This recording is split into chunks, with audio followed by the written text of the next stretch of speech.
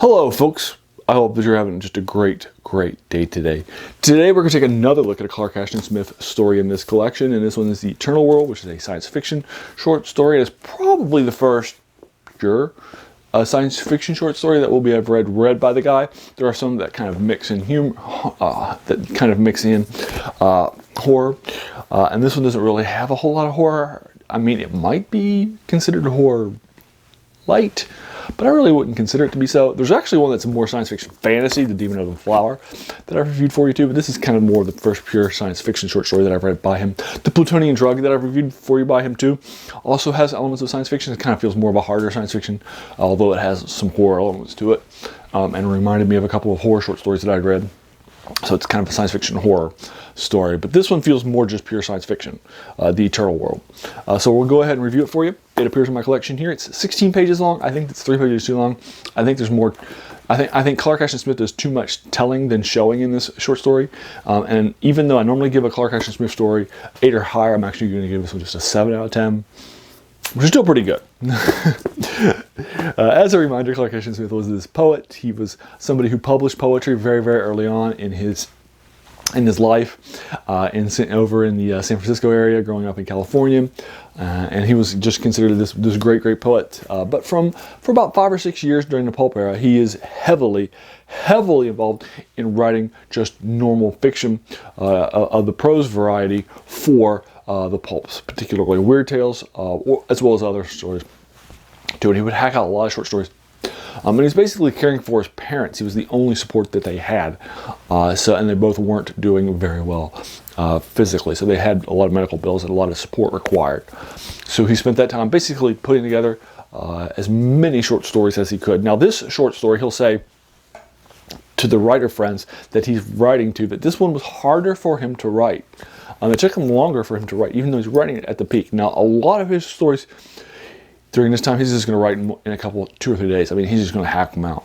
Sometimes even in one sitting, you can hack out a short story. But this one, he mentions August Derleth, that it took him some time to knock out. And I can see why. Again, I think there's probably too much description and not enough telling. But basically, what's going to end up happening, the basic core concept of this short story is that we're going to begin in the Sierra Nevada mountains, where our protagonist is a scientist who has become really bored by the fact that horizons are always the same. You can't go anywhere on the world that hasn't been explored already. And so he has developed a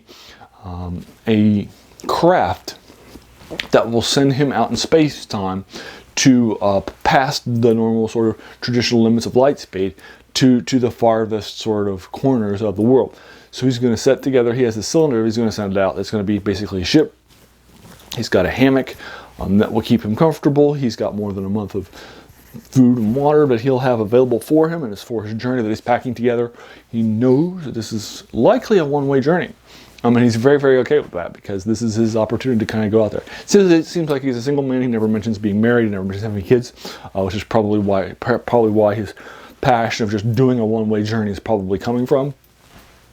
He doesn't feel like he's probably leaving anybody behind, if you will. But his idea was that this is going to be the first things that a human will have ever seen in these dimensions, in this beyond space-time, and that sort of a thing. So basically what he's going to do is his ship is going to start, and in the first couple of pages you'll read about the ship and its trip. And basically what's going to end up happening is that our ship is going to become basically frozen in a moment in space-time. You'll find out just a couple pages into the story, and he won't age, he won't die, he won't anything will happen, but then he is plucked away from this, sort of frozen in time by some sort of a ship or a craft or aliens. He can't tell that well because his views of what things would look like in his plane of existence is going to be very different than this one. So he's not sure, like 100%, what's taking him away from this, but he's being saved from this frozen time experience. We'll find out more about the people who have saved him and what's going on behind this sort of scene. Now, there is in this short story a description of being caught in a very slow time envelope. For about a couple of paragraphs, that is incredibly well done. You can see it's torturous for a person. And for Clark Ashton Smith, who describes it And I could not be more excited about that sort of 2-paragraph explanation of this slow time envelope and how just so slow everything was from thought to action, and how torturous it was for our person. And I enjoy that sort of a sensations being described. I think Clark Ashton Smith does a great job with that. And if you come away from this short story with nothing else other than, hey, this is a fun, hard science fiction short story, and it had this great description of this slow time envelope that our protagonist was caught in, I think you would have come away with this with a smile on your face, because this story does have some great sort of that scene setting, and that description of the slow time. So that's, I think, a couple of interesting things that I think are really going on that I really enjoyed in this story. But again, it's a hard science fiction story, The Eternal World by Clark Ashton Smith. I'll try to find you a free version online. If whether or not I'm successful too, I'll certainly link you to this collection so that way you'll be able to check it out in the comments below for you. And there you go. Have you read The Eternal World? What did you think of it? Did you agree or disagree with any of my comments in this short story? I would be more than happy to engage you with it further in the comments below. If you enjoyed this story, please feel encouraged to hit the subscribe button, because there's going to be a lot more of these to follow. And finally, hey, I just want to thank you for taking some time out of your day and watching my video. We all have so many things happening in our lives, right?